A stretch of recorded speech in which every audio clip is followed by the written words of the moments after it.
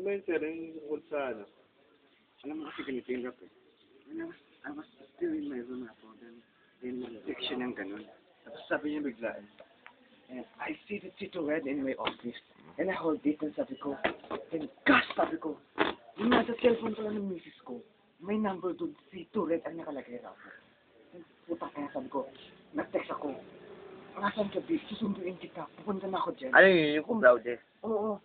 Yun yung valedictorian na nagsuma. Oras, tapos may nag-text sa akin na bakla. Sabi niya, baklasan ka na. Punta ka na dito. And it was DCT that time, the pageant ako. Di ba pageant yung mga umuulan yun? Oo. Pumunta ako dun. Then shit, sabi ko. Pumunta ako sa kwarto. Then nagsigaw-sigaw ako.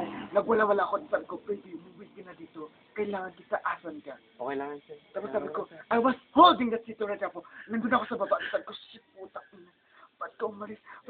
Huwag isipin mo from 2 to 5, kinumpress ko yung pain doon. From 7 yun, nag-outburst lahat ako. Then I was, sabi ko, fuck yun. Hindi ko nakain. Tapos may nag-text sa akin, sabi niya, Shot na, sir. tignan mo yung likod mo.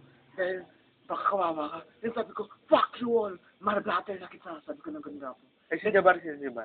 It was very impulsive that time po. Hindi ko ma-expect na, absolutely ganito yun eh. Hindi ko talaga ma-expect. Then that's Tito Red. Then bumila ako Tito Yellow rapo. Then bumila ako ng Cranberry Light. Hindi ko ma-expect ng ganun na po eh. I was very so impulsive that time. Hindi ko talaga mag-get lang ng necessary things na hindi ko makuha. Lalo yung valedictorian na yun. Nabuntis siya ng isang kabayo rapo.